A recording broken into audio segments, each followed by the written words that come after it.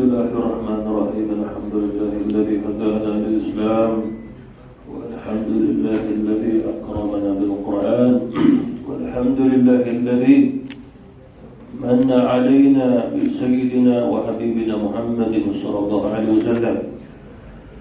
Nahmaduhu wa nasta'inuhu wa nastaghfiruh wa na'udzu billahi min shururi anfusina wa min sayyiati a'malina. من يهد الله فلا مضل له ومن يضلل فلا هادي له أما بعد السلام عليكم ورحمة الله وبركاته. Muka surat 516 ayat yang ke-11 surah Al-Hujurat ini dalam juzuk yang ke-26. Ayat bawah sekali pada ayat yang ke-11 muka surat 516. Qala Allah Ta'ala a'udzu billahi minasyaitonir rajim. Ya ayyuhalladzina amanu la yaskhar qaumun min qaumin 'asa an yakunu khayran minhum wa la nisaa'un min nisaa'in 'asa an yakunna khayran minhun ولا تلمزوا أنفسكم ولا تنابزوا بالألقاب بئس الاسم الفسوق بعد الإيمان ومن لم يتب فأولئك هم الظالمون. صدق الله العظيم. Jadi kita lihat dulu dari ayat ini, ya ayyuhalladzina amanu, wahai orang-orang yang beriman, la yaskhar, janganlah kamu mencemuh, mengolok-olokkan qaumun min qaumin, satu golongan dengan satu golongan yang lain. Maksudnya golongan laki-laki, sebab di sudut bahasa Arab qaumun itu khusus untuk orang laki-laki saja. Asa, mungkin, ay yakuna khairan minhum, mungkin orang yang dicemuh itu jauh lebih baik daripada orang yang mencemuh. Wala nisa'un min nisa'in, dan begitu juga waw di sini atah balik kembali pada la yaskhar, maknanya janganlah mereka, maknanya kembali balik jangan pula orang wanita mencemuh, mengolok-olokkan kaum wanita yang lain. Asa ayyakunna khairan minhun, mungkin wanita yang dicemuh itu jauh lebih baik daripada wanita yang mencemuhnya. Jadi bahasa Melayu itu sebut mencemuh ni mengolok-olokkan dia, sehingga kita melayak untuk merendahkan dia, itu maksudnya. Jadi kata ulama, larangan di sini adalah bersifat mutlak. Maksudnya sebagai ulama mengatakan larangan di sini adalah haram, sebagai ulama mengatakan hukumnya adalah dosa besar. Hanya saja yang dikhilaf oleh ulama cara nak mengkafarahkan dosa atau mencemuh tadi, itu saja. Itu khilaf ulama. Sebagai ulama kita mengatakan barang siapa mencemuh seseorang maka kena minta maaf dengan dia. Itu kafarahnya, itu fatwa Hasan al-Basri. Seperti mana katanya, kafarah bagi seseorang yang mencela seseorang, mencemuhnya, mengolok-olokkannya tidak lain, kena minta maaf dengan dia.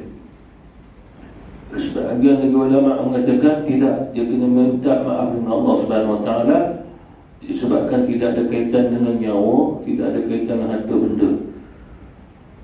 Kalau sekiranya dengan cemuhan dari kehinaan yang dia dapat menyebabkan kehilangan kerja ataupun hilang sebahagian pada hartanya, maka wajib bagi kita untuk menggantikannya. Dan begitu juga kalau sekiranya tidak, maka minta halal daripada dia, seolah-olah kita dah berhutang dengan harta benda dia. Jadi ulama kita khilaf dalam hal tersebut. Kata Abdullah bin Abbas radhiyallahu anhuma, ayat ini turun disebabkan ada beberapa kisah. Antara kisah yang masyhur ni adalah seorang sahabat Rasulullah bernama Sabit bin Qais. Sabit bin Qais ini seorang sahabat Rasulullah, ada masalah pendengaran. Jadi apabila dia datang lewat sekalipun, jadi sahabat yang lain dah faham, kita akan bagi ruang ke dia sehingga dia boleh duduk hampir dengan Rasulullah. Sebab kalau sekiranya Rasulullah nak berbicara, dia duduk jauh, dia tak dengar. Lalu dia kena duduk hampir dengan Rasulullah. Dan para sahabat faham, dan sahabat akan memberi satu ruang tempatnya hampir dengan Rasulullah sallallahu alaihi wasallam. Dia terjadi satu peristiwa, kata Abdullah bin Abbas, satu hari Rasulullah salat subuh, jadi Thabit bin Qais terlewat Rasulullah sallallahu alaihi wasallam dan rakaat kedua baru sampai. Allahu akbar. Jadi Rasulullah sallallahu alaihi wasallam selesai solat, dia masih lagi selesaikan satu rakaat lagi. Rasulullah sallallahu alaihi wasallam bersalam, Nabi beri zikir doa, Rasulullah sallallahu alaihi wasallam minta sahabat hampir. Rasulullah nak memulai satu majlis tausiahnya, kita sebut syarahan Nabi lah. Bahasa lama kita ni sebut syarahan, jadi Indonesia pun bahasa lama sebut syarahan gitu. Maka Rasulullah nak menjelaskan sesuatu tentang Islam, hukum akalnya. Lalu apabila saja Sabit ini dia duduk belakang sebab dia datang lambat. Bila selesai saja dia solat, maka dia pun melangkah sebab dah sahabat Rasulullah dah penuh dah. Lalu sahabat Nabi apabila melihat dia melangkah, memberi ruang untuk dia melangkah lagi. Hanya saja sampai dah tinggal satu orang saja. Sekiranya dia duduk di situ, maka dia berhadapan dengan Rasulullah sallallahu alaihi wasallam dan tertahan dengan seseorang. Sahabat kata, bagi aku ruang, bagi aku dapat duduk dengan Pak Rasul. Lalu dia kata, tak apa, aku duduk mana-mana pun, aku nak duduk di hadapan Rasul juga. Lalu mungkin orang tu tidak kenal dia Thabit. Lalu Thabit pun duduk di belakang dia. Bila Thabit duduk belakang dia, Thabit pun tanya dah orang sebelah, siapa orang ni? Dia kata, ni anak pada fulan ni fulan tu. Oh, fulan bin fulan ni masa jahiliyah tu, orang ni sekian. Ya. Lalu orang tadi pun terdengar aib dia. Dia rasa malu. Jadi Thabit bin Qais jadi telah mengaibkan dia di hadapan sahabat Rasulullah yang lain. Bahkan sahabat pun jawab, dia anak fulan bin fulan. Fulan bin fulan tu bapa dia pula orang yang tak baik pada zaman jahiliyah dulu. Keturunan dia pun keturunan tak baik. Lalu Thabit pun mengatakan, oh patutlah dia pun sama begitu. Lalu itu yang disebut oleh Allah Subhanahu wa taala yaskhar. Yaskhar ini seperti mana dalam Quran juga disebut oleh Allah mustahzi'un, istahzi. Maknanya mengolok-olok dia. Bukan masuk mengunjing, mencari kesalahan, bukan. Itu ayat yang bawah. Ini ceritanya adalah seseorang yang merendahkan dia sehingga sampai pada mengaibkan dia. Kalau kita sebut adalah itulah seorang-orang seperti mana memperolok-olokkan dia lah, minta orang lain memandang dia dengan pandangan yang rendah. Bahkan mungkin sampai pada menggelakkan yang mana ni menyebabkan orang lain ketawa disebabkan dia, sehingga dia menyebabkan bahan ketawa orang dan menyebabkan dia malu kerana itu. Dan sifat sahabat Rasulullah ada iman. Maknanya walaupun perkara itu berlaku, dia tidak marah, cuma dia terasa malu. Itu orang yang ada iman. Lalu Allah Subhanahu wa taala turunkan ayat ini bahwasanya Allah Subhanahu wa taala mengharamkan bagi umat Islam jangan di antara kamu itu dia mencemooh, memperolokkan seseorang dengan seorang lain. Mana Allah Subhanahu wa taala mulai dulu dengan para sahabat di kalangan laki-laki. Dan begitu juga ada riwayat yang lain, termasuklah juga sebahagian sahabat Rasulullah. Ada di antara mereka itu adalah bekas hamba, seperti mana Salman, seperti mana Abu Bakar, seperti mana Bilal bin Rabah. Begitu juga yang masih hamba ketika itu adalah Salim Maula, itulah hamba kepada Abu Huzaifah, dia belum dinikahkan. Khabbab, Syuhaib, ini semua adalah fuqara, orang-orang yang fakir. Lalu mereka kadang-kadang duduk dengan orang kaya pun memandang bahawasanya tak layak kita duduk dengan orang fakir ini. Dan orang fakir itu pula tak layak duduk dengan orang-orang yang kaya. Tetapi antara para sahabat Rasulullah SAW tidak memandang bahawa diri mereka itu menyebabkan, maknanya dengan apa yang berlaku atas diri mereka menyebabkan mereka akan menjadi marah ke, tidak. Dan mereka pun tidak mengadu kepada Allah, seperti tidak mengadu kepada baginda Rasulullah SAW, melainkan turun ayat Quran. Lalu Rasulullah SAW pun baca ayat tersebut. Ada sebagian ulama mengatakan itu juga adalah asbabun nuzul, tapi pendapat yang pertama tadi lebih diunggulkan. begitu ada lagi pendapat-pendapat yang lain. Walaupun begitu, kata ulama kita secara umumnya dalam ayat ini Allah Subhanahu Wa Taala melarang bagi umat Islam, khususnya pada bahagian yang pertama bagi laki-laki, sesama mereka jangan mencemooh, jangan merendahkan seseorang dengan seseorang yang lain hanya disebabkan dengan suatu perkara. Begitu. Dan terimalah sebagai salah satu pada ujian daripada Allah Subhanahu Wa Taala. Wa kadzalika fatanna ba'dhum bi ba'dil. Dan demikian itulah kami menguji sebahagian mereka dengan sebahagian yang lain. Ini usul kehidupan kita. Maknanya orang kaya akan diuji dengan orang miskin diuji dengan orang kaya. Orang yang faham agama diuji dengan orang yang tak faham. Kadang-kadang berhadapan dengan orang yang tak faham agama, bercakap agama.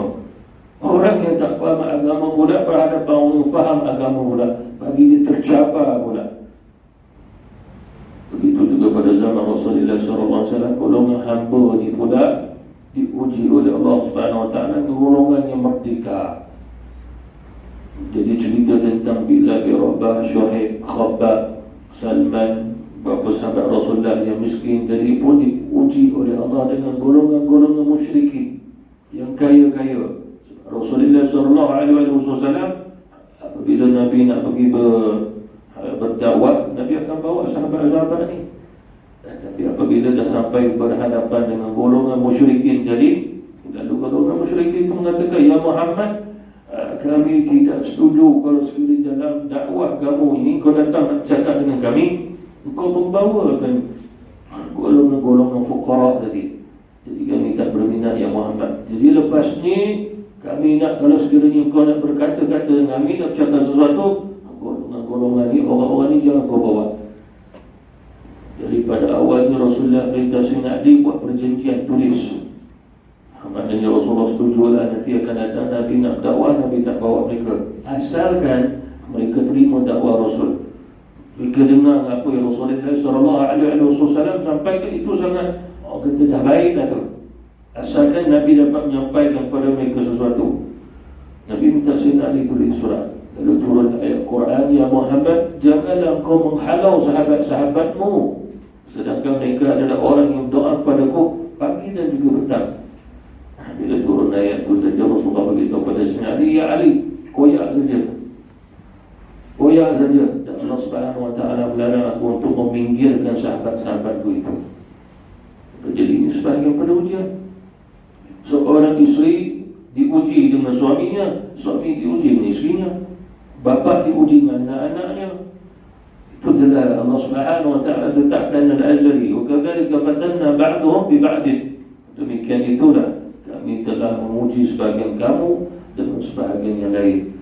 Lalu apabila berlakunya sesuatu, maka ia adalah satu ketetapan daripada Allah Subhanahu Wa Taala. Mungkin daripada ujian tersebut, lalu kita pun melihat hikmahnya apa agaknya. Barulah kita kenal siapa diri kita. Kita ni orang beriman ataupun tidak. Sebab dengan ujianlah maka kita akan kenal diri kita siapa. Disebabkan dalam Quranul Karim Allah Subhanahu Wa Taala melarang. Lalu Allah Subhanahu Wa Taala nak bagi tahu kepada kita, kita ni orang yang melakukan sesuatu yang dilarang oleh Allah Subhanahu Wa Taala ataupun menjauhi sesuatu yang dilarang oleh Allah. Lalu Allah Subhanahu Wa Taala datang ke ujian. Dengan ujian tadi berlakulah satu permasalahan, jadi satu isu. Lalu diri kita di mana? Diri kita di mana? Dilihat hikmahnya. Kalau sekiranya kita termasuk golongan yang melakukan sesuatu yang dilarang oleh Allah atau Rasul, maka kita tak berjaya sebenarnya. Jadi Allah Subhanahu Wa Taala dia mendatangkan satu musibah tidak lain melainkan dengan musibah tersebut agar kita kenal diri kita siapa. Apabila Allah Subhanahu Wa Taala dia telah melihat di antara kita telah mula lupa ke Allah, di antara kita sebahagiannya ada bercakap takbur, dah sombong, dan musuh diri, dan sebahagian besar dah lupa kepada Allah Subhanahu Wa Taala. Dan Allah Subhanahu Wa Taala datang ke musibah. Musibah ini satu mesej lah daripada Allah Subhanahu Wa Taala. Lalu di situlah baru kita lihat manusia nak ke mana dengan musibah. Sedangkan maksudnya musibah, tidak ada siapa yang boleh keluar pada musibah tersebut, melainkan Allah mengeluarkannya. Dan maksud juga musibah, tidak ada siapa yang boleh menghalang daripada berlakunya musibah. Bahkan dia tidak boleh buat apa-apa. Itulah nama musibah daripada Allah. Seperti mana hari ini adalah satu musibah daripada Allah, dan tak ada siapa yang dapat menyelamatkan daripada musibah tersebut. Boleh kita kenali dan siapa. Sebab Rasulullah SAW beritahu kepada kita, jangan kamu mencela antara kamu. Seperti mana kita akan sampai juga ayat Allah Subhanahu Wa Taala kata, wala tajassasu. Tajassasu juga wala tahassasu. Maknanya jangan cari kesalahan seseorang. Lalu Allah Subhanahu Wa Taala menguji kita. Di situ ada hikmah, nak dilihat aku ni dah melakukan sesuatu yang dilarang ataupun aku keluar daripada larangan tersebut. Seperti mana contoh, dicontohlah sebab ini dah berlaku hari ini. Maka dengan apa yang disebut oleh Rasulullah, barulah diri kita siapa. Ini contoh je. Seperti mana seseorang yang nak ambil vaksin mencela orang yang tak ambil vaksin. Orang yang tak ambil vaksin mencela orang yang ambil vaksin. Ini contoh lah. Dan keduanya telah mencela antara satu sama lain. Ini adalah perkara yang dilarang pada syarak. Ini daripada Quran juga, jangan mencela di antara kamu. Ini usul. Bahkan Rasulullah kata, la tashabbu, maka kamu jangan mencela sesiapa pun. Lebih-lebih lagi dia akidahnya adalah Islam. Barang siapa mencela orang Islam hanya disebabkan itu saja, maka fusqun, dia fasik. Kalau sampai peringkat membunuhnya, maka dia kufrun, dia kufur. Lalu ini adalah usul. Lalu Imam Syafi'i meriwayatkan hadis sahih. Ini hadis ini yang saya akan bacakan hadis menjadi usul. Rasulullah SAW bermusafir pada waktu satu ketika. Lalu pada ketika itu adalah bulan Ramadan. Sebahagian sahabat dalam musafir tersebut berbuka puasa di tengah jalan. Sebahagian lagi para sahabat Rasulullah SAW meneruskan puasanya. Cuma dalam riwayat tersebut kata Imam Syafi'i, itu jadi usul. Orang yang berbuka puasa tidak mencela orang yang terus berpuasa. Sebab bila musafir, seseorang boleh berbuka puasa. Dan seseorang yang sedang berpuasa tidak mencela agar orang yang tidak berpuasa sehingga mengatakan, alah, tahan sikit lah, dah nak maghrib ke pun. Tak mencelanya. Lalu ini adalah usul. Usulnya apa? Seseorang yang ambil vaksin jangan mencela orang yang tidak ambil vaksin. Sama juga seseorang yang berpuasa, dia tidak mencela orang tidak berpuasa. Orang yang tidak ambil vaksin jangan mencela orang yang ambil vaksin. Inilah usul. Inilah yang seperti mana disebut oleh Allah. Barulah kita nampak hikmahnya. Allah menguji kita. Lalu kita di mana? Boleh kita tahu je lah ayatnya Allah Subhanahu Wa Taala mengajar kita usul. Usul ni mutlak. Maknanya buat apa saja, asalkan jangan langgar pada usul. Seperti mana di antara kita ada satu fikrah, pemikiran, berbeza pemikiran, silakan. Bila-bila lagi pemikiran dia sudah ada, tradisi orang Melayu, dia sesama kita dalam masyarakat, selisih pendapat, selisih faham. Sebahagian kata kena, sebahagian lagi kita tidak. Silakan kalau dia sekadar uruf masyarakat saja. Akan tetapi jangan sampai persisihan itu terima atau tidak langgar pada usul itu saja. Jangan disebabkan persisihan tadi maka kamu putus silaturahim, bahkan sampai peringkat hasad, sampai pada dengki. Itu dilarang dari Islam. Jadi begitu juga apabila Allah Subhanahu Wa Taala turunkan ayat ini, la yasqaru, maknanya jangan kamu merendahkannya, mengaibkannya sehingga menyebabkan orang lain juga akan turut mengaibkannya nanti. Ya, apabila seseorang yang seperti mana contoh, andainya Sayyidina Abu Bakar ke Umar ke Osman ke Ali, dia merendahkan satu golongan, orang lihat, maka dia pun kata, kalau itu aku pun tidak ada masalah untuk merendahkan orang tu. Sebab Abu Bakar sendiri merendahkan dia. Dia menjadi kembali balik rujukan tu. Mengapa kau mencela dia? Mengapa pula tidak boleh mencela? Kan sedangkan Abu Bakar Umar pun mencela orang tersebut. Oleh kerana itu tidak ada riwayat di antara sahabat mencela di antara mereka. Tidak ada. Ada sekalipun atas permasalahan uruf, tradisi, dan bukan berkaitan dengan akidah, bukan berkaitan dengan syariat, bukan berkaitan dengan hukum akal. Tidak. Bahkan disebut oleh Allah Subhanahu Wa Taala, mengapa agaknya apabila Allah Subhanahu Wa Taala melarang, di sinilah adanya terbiah agar tahu diri kamu akan tahu siapa sebenarnya diri kamu. Apa yang kamu ada sekalipun, yang kamu merasai kamu memiliki sesuatu yang orang tu tidak memilikinya, mungkin di akhirat orang yang tidak memiliki sesuatu itu lebih dibahagiakan oleh Allah, dimudahkan bagi Allah untuk sampai ke syurga berbanding kamu yang memiliki sesuatu. Oleh kerana itu Allah Subhanahu Wa Taala nak bagi kita lebih faham, dan Allah kata asa mungkin orang yang kamu cemuh dia, orang yang kamu olok-olokkan dia, orang-orang yang kamu rendah-rendahkan dia di sisi Allah jauh lebih baik daripada kamu. Lalu ulama menafsirkan maksudnya dia lebih baik adalah dia sudah akidahnya lebih baik daripada kamu, amalannya jauh lebih baik daripada kamu. Kamu makan kenyang, dia tidak kenyang. Kamu hidup, kamu tidur lena disebabkan dengan tilam yang empuk, bantal yang empuk, dia tidak ada itu.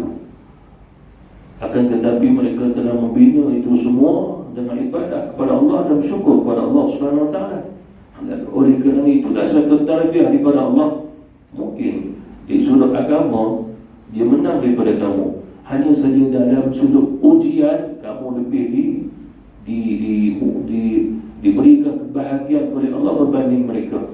Kamu memiliki, kamu dapat memberi, kamu dapat membeli sesuatu. Seperti mana pada zaman Rasulullah SAW datang yang fakir miskin, ya Rasul, kami melihat pada hari ini yang menang orang ada harta, ya Rasul. Sebab mereka solat tak tinggal, puasa Ramadan, lepas tu boleh sedekah, ya Rasul. Di samping keluarkan zakat, kami tidak ada apa, ya Rasul. Lalu Rasulullah kata, mahu tak kalau sekiranya kamu itu dapat pahala seperti mana mereka? Mahu, ya Rasul. Lepas solat kamu tasbih 33, Alhamdulillah 33, Allahu Akbar 33, diakhiri dengan la ilaha illallah wa la syarika lah, lahul mulku wa lahul hamd, yuhyi wa yumiitu wa ala kulli syai'in qadir. Allah kayakan kamu di sudut pahala seperti mana mereka juga. Menunjukkan Rasulullah SAW diperintah oleh Allah untuk mengadili di antara hamba-hamba Allah dengan ganjaran pahala, agar manusia beranggapan, agar manusia memperbetul keanggapannya dengan apa yang telah ditetapkan oleh Allah Subhanahu Wa Taala. Seperti mana contoh seseorang, dia dikatakan orang yang tahu banyak perkara, dia orang dia tak berapa nak tahu. Mungkin orang yang tahu banyak perkara tapi bukan pada bab usul dalam agama, bukan satu perkara yang utama. Tetapi kita orang yang tak tahu banyak tapi kita tahu pada usul, maka di sinilah dipandang adalah pada orang yang tahu usul berbanding orang tahu macam-macam tapi itu bukan dalam usul agama. Itu pasal Allah Subhanahu Wa Taala perintah kita rujuk akan ahli zikri, disebabkan ahli zikri itu orang tahu usul agama. Asas agama itu maksud usul. Dia tahu ini yang diharamkan oleh Allah, ini yang dihalalkan oleh Allah, ini perbezaannya. Bahkan kalau berlaku dia sesuatu, dia boleh menghuraikannya. Tetapi sebahagian di antara mereka tidak tahu untuk menghuraikan apa yang berlaku atas dunia dengan teknologinya, dengan kecantikannya, dengan kemewahannya, dengan ekonomi. Dia tak tahu nak ulas. Tetapi dia sudah agama, dia mengetahuinya. Maka orang yang lebih lagi sebenarnya, yang lebih tahu di sisi Allah Subhanahu Wa Taala. Seperti mana juga di surah usul, Allah Subhanahu Wa Taala kata Rasul, dia tidak melihat akan wajah kamu ke atau benda kamu ke, tapi yang dilihat oleh Allah Subhanahu Wa Taala adalah hati kamu dan juga amalan kamu. Ini ahli usul. Maksudnya ni ahli usul adalah seseorang ini dilihat oleh Allah keadaannya begitu, dan bukan disebabkan dengan keturunan yang keturunan raja ke sultan ke, bukan. Tapi dilihat oleh Allah Subhanahu Wa Taala, itulah pada hatinya, pada jiwanya dan juga pada amalnya. Ini daripada Allah. Maka oleh kerana itu kita memandang hamba Allah, pandang seperti mana yang dipandang oleh Allah. Jangan seperti mana sebahagian kita memilihnya sebab dia orang yang tampan, disebabkan dia sekian. Tetapi tidak memperhatikan daripada apa yang diperhatikan oleh Allah Subhanahu wa ta'ala. Itu yang pertama. Yang kedua, bagi orang perempuan pun sama juga. Jangan sebahagian kamu, iaitu orang perempuan, dia itu mencemooh, merendah-rendahkan, mengolok-olokkan sebahagian wanita yang lain. Jadi sebagai ulama mengatakan ada di antara isteri Rasulullah SAW, ini adalah salah satu pada tabiat manusia, baik lelaki maupun perempuan, dia begitu. Dia mesti ada sifat demikian, termasuk isteri baginda Rasulullah. Akan tapi apabila turun ayat ini, tidak pernah di antara isteri Nabi akan mengulanginya. Tidak pernah di antara mereka akan mengulangi kali kedua, ketiga dan kesilapan yang pertama. Disebabkan Allah Subhanahu wa ta'ala menegur mereka dengan kesilapan yang pertama. Seperti mana sebagian dari isteri Nabi, antaranya Aisyah, lagi Zainab, apabila dia melihat Ummu Salamah, itu isteri Rasulullah, cuma Ummu Salamah dengan seorang lagi isteri Nabi, Sofiyah binti Hai, dibaca juga Huyai, dia keturunan Nabi Harun alaihi wassalam, makna orang Yahudi, orang yang rendah ya. Lalu Aisyah bila bercakap dengan isteri Nabi yang lain, Ummu Salamah ni orang yang begini, dia beri isyarat orang rendah. Bila saja ada Sofiyah dalam majlis tersebut, dia tanya Sofiyah ni, kalau ditanya isteri Nabi yang mana tu, yang rendah-rendah tu, begitu, yang rendah-rendah tu. Lalu satu ketika Aisyah pun pernah juga berkata, ya wahai orang Yahudi. Ialah sebab dia memang keturunan Yahudi, Sofiyah tu, baik orang Yahudi. Jadi Sofiyah pun rasa sedih, dia pun berlari pergi jumpa Rasul. Kata, ya Rasulullah, sesungguhnya isterimu Aisyah mengatakan aku ni orang Yahudi. Lalu Rasulullah SAW kata, wahai Sofiyah, jangan sedih. Kalau sekiranya dia berkata lagi, katakanlah padanya, ya aku orang Yahudi, keturunanku adalah keturunan Nabi Harun alaihissalam. Maknanya datuk keturunan daripada Nabi Harun. Dan bapa saudaraku, maknanya keturunan daripada Harun itu sendiri, iaitu adik-beradik dengan Nabi Musa alaihissalam, dan suamiku Muhammad Rasulullah. Beritahu begitu. Makna menunjukkan bahawasanya dia adalah keturunan Nabi Harun, bapa saudaranya Nabi Musa, suaminya Muhammad SAW. Makna bila dia berkata demikian di hadapan Aisyah, terdiamlah Aisyah dengan kata-kata demikian. Aisyah tentu akan bertanya, siapa mengajar perkataan demikian yang datang pada Rasulullah SAW. Satu ketika Rasulullah pernah juga Nabi tanya dia, Aisyah, adakah benar aku bercakap dengan Sofiyah sekian-sekian? Benar ya Rasul.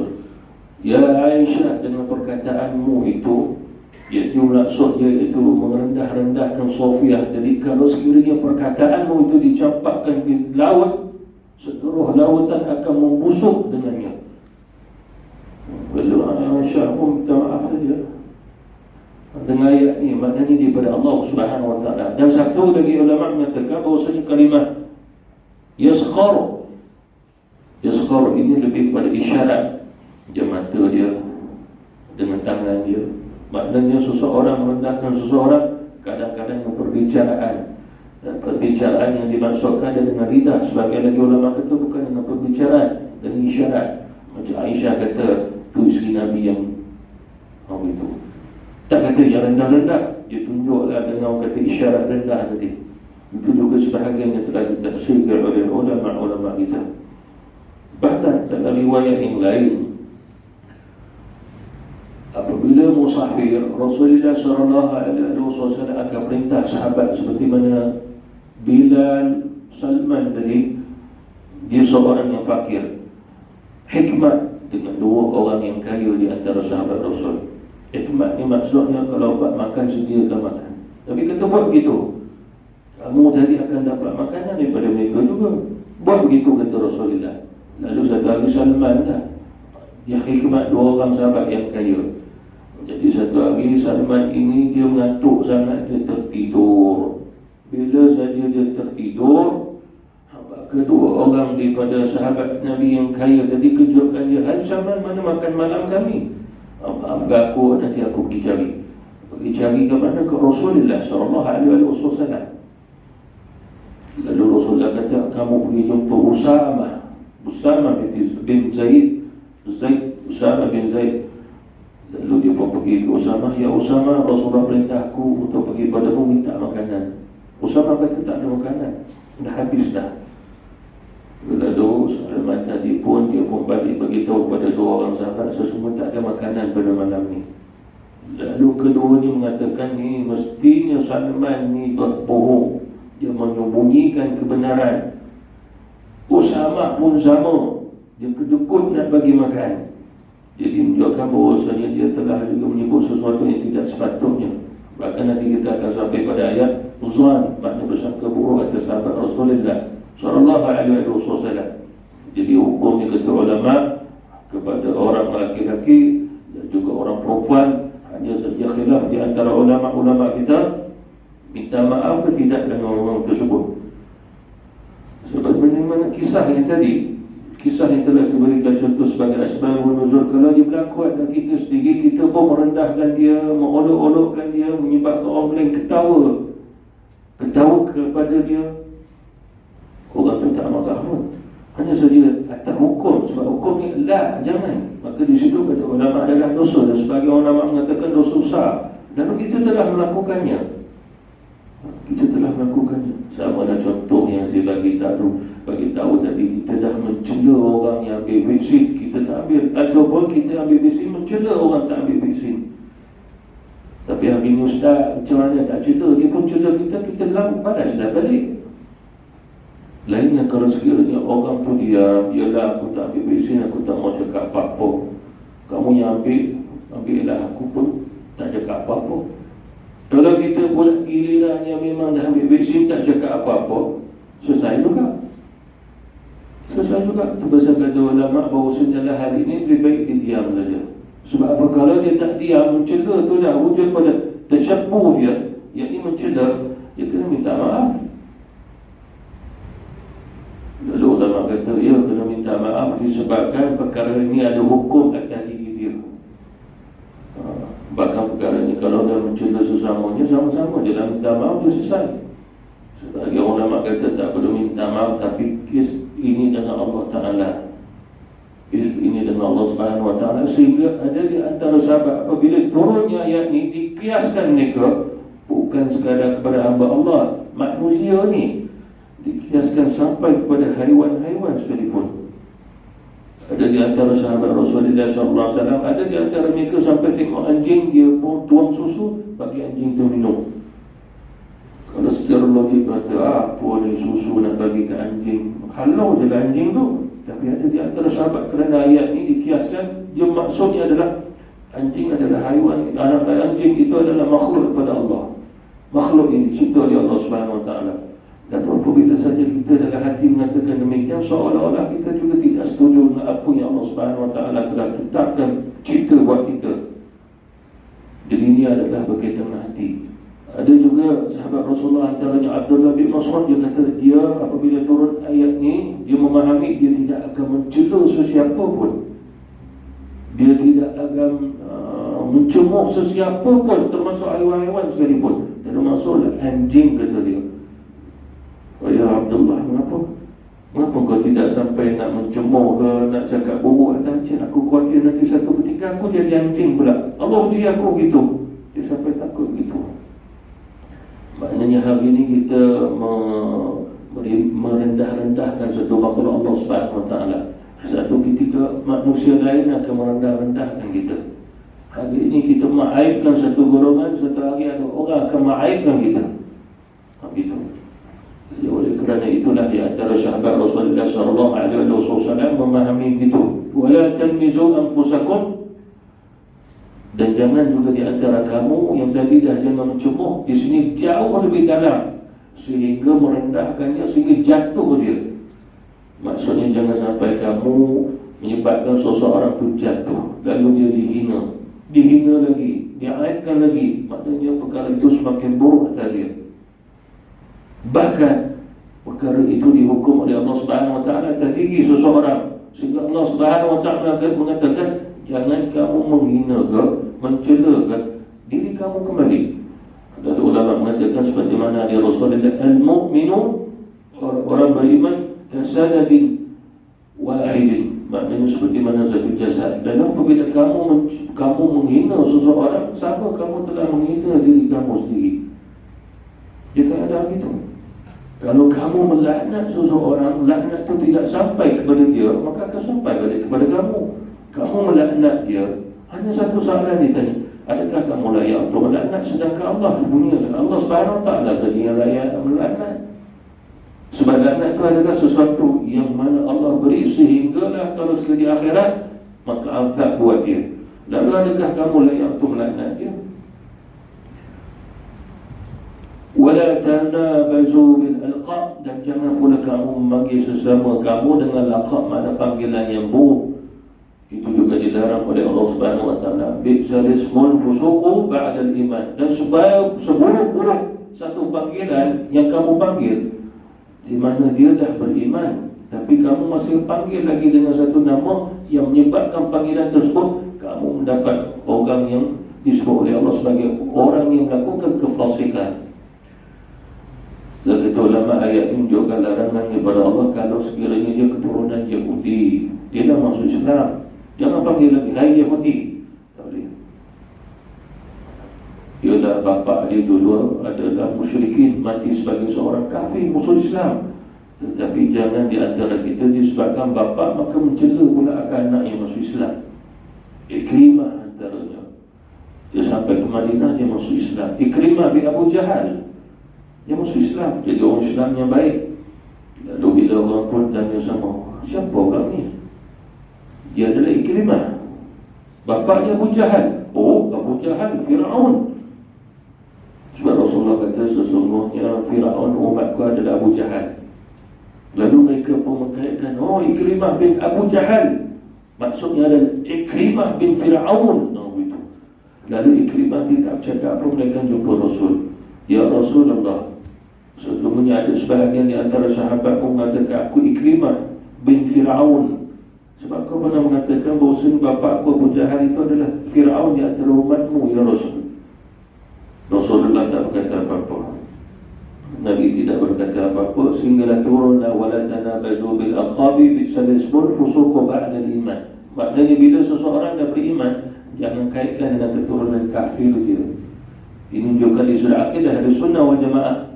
Islamnya seseorang atas diri dia dan tidak dinisbahkan atas bapa dia. Dan Islamnya seseorang disebabkan benarnya pada akidahnya dan bukan disebabkan dengan akidah bapa dia.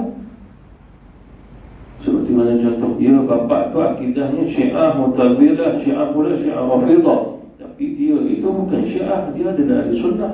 Jadi jangan mengatakan sebab bapa dia Syiah Rafidah Mu'tazilah maka anak pun ikut akidah yang sama. Itu kesalahan. Dia sudah akidah ahli sunnah wal jamaah, dia tidak mengikut. Seperti mana kalau kita mengikut, kita saya tak boleh nak berkahwin antara lelaki dan perempuan disebabkan akidah tadi. Oh tak boleh, bapak dia tu Mu'tazilah, bapak dia Qadiani, itu bapak dia tapi dia ada sunnah wal jamaah. Itu. Itulah cara kita menentukan akidah seseorang, bukan semata-mata lihat pada yang di atas atau keturunannya. Lalu Allah Subhanahu Wa Taala mengatakan dia dah beriman, lalu jangan panggil lagi dengan panggilan buruk atas dia. Sehingga kata ulama, kalau dululah dia itu musyrik, dia dah masuk Islam, jangan juga kita mengulangi wahai kamu dulu musyrik, wahai kamu dulu ni Nasrani, bahkan sampai mereka kamu dulu pernah berzina, hai kamu yang pernah berzina pun dilarang. Ada satu kisah, ada di antara sahabat Rasulullah pernah juga dihukum, Ma'is namanya, Ma'is bin Aslam. Dia direjam sebab dia mengaku. Dia rejam. Suatu saja merejam dia, dua orang sahabat Rasulullah SAW pun mencelanya, melaknatnya. Dia kata macam anjing Ma'is ni kena rejam. Rasulullah dia Nabi SAW jalan-jalan dengan orang ni jugalah, jumpa bangkainya keldai. Sebagian lagi ulama kata bangkai haiwan lain lah. Kaki terangkat kedua ke atas dan jadi bangkai lah. Perut dia dah buncit kerana dah jadi bangkai. Rasulullah pun panggil dua orang sahabat tadi. Ya Rasul, kenapa ya Rasul? Silalah makan. Ya Rasul, dibangkai ya Rasul. Bukankah kita diharamkan oleh Allah makan bangkai? Akan tetapi kau juga telah memakankan bangkai saudaramu kerana kau telah mengijiknya Ma'is tadi. Sedangkan Nabi kata, demi Allah, sesungguhnya Ma'is sekarang ni aku melihat dia di syurga sedang berenang di sungai syurga, sedang menyelam pula tu. Yang kena rejam tadi, sahabatmu yang kau mencelanya tadi sekarang ni berada di sungai syurga sedang menyelam pula tu. Itu istilahnya makna sedang merasai nikmat syurga. Jadi menunjukkan bahawasanya ya dia pernah berzina, ya dia pernah mengumpat. Lalu kita pun menyebut balik kesalahan itu yang dilarang oleh Allah Subhanahu Wa Taala. Lalu orang yang kembali menyebut kesalahan tadi, dia fasik, disebut oleh Allah Subhanahu Wa Taala. Wa man lam yatub, maka barang siapa yang tidak bertaubat kepada Allah Subhanahu Wa Taala, fa ulaika humuz zalimun, maka hukum baginya dia telah melakukan kezaliman. Lalu itu yang kata ulama, nak keluar daripada hukum buat zalim adalah buat salah. Kalau dia tak bertaubat kepada Allah, nescaya dia akan diazab di akhirat. Itu yang kata ulama, minta maaf kepada dia. Di antara sahabat dia akan datang minta maaf. Jadi itulah yang disebutkan seperti mana fatwa ulama-ulama, kalau sekiranya kita mencelanya akan tetapi tidak sampai sehinggalah dia jatuh sakit, tidak sampai kita ambil harta dia, orang lain ambil hartanya, tidak ada sampai menganiaya dia, maka tak perlu minta maaf dengan dia. Tapi mazhab Hasan al-Basri, wajib kalau kamu nak diberi dia keampunan dan diterima taubat, kamu mau tak mau kena minta maaf juga dengan dia. Ini hak Allah yang telah ditetapkan oleh kamu. Yang ini jadi berat. Sebab kena datang minta maaf, tidak termasuk orang yang bertaubat kepada Allah Subhanahu Wa Taala. Illa alladhina tabu wa aslahu, kecuali orang yang bertaubat wa aslahu, dia kena buat baik, wa bayyanu, jelaskan kesalahan yang dia buat, tu yang dia kena datang minta maaf. Kalau sekiranya dia tak pandai nak bercakap kesalahan atas dia mengunjing ke memfitnah ke seumpama dengan ni, maka fatahal lalu, kata Rasul, minta halal saja. Saya datang ni nak minta maaf, lebih-lebih lagi bulan baik, lagi baik, hari raya kan, lagi senang pula, maaf saya batin, lagi senang. Kalau tak ada ni hari raya, susah juga nak bercakap. Lalu dia tanya, apa dosa kau? Mazhab Syafi'i kena bagi tahu, dosa saya dulu, saya pernah mengunjing awak, saya pernah menghina awak, saya yang sebarkan cerita tu masuk dalam Facebook, masuk dalam WhatsApp, saya adalah orangnya. Itu bagi susah. Yang kata awak ni dah minat orang tina ni lah, janda ni, saya dah orangnya. Contoh lah, maulah sungguh macam tu, saya tak maafkan awak. Wujud dalam mazhab Hanafi, dia kata fatahal lalu saja, minta alam, minta maaf. Kalau dia tanya salah apa awak kat saya, maafkan saya lah, tak payah sebut lah. Kan sebut kan tak jadi maaf, bagi maaf pula. Itu mazhab Hanafi. Jadi kita amal hari ini mazhab Hanafi. Kalau mazhab Syafi'i, bagi tahu apa dosa awak buat. Kan berat tu. Tak pasal-pasal lepas mata pula. Wallahu ta'ala. Alhamdulillah. Assalamualaikum warahmatullahi wabarakatuh.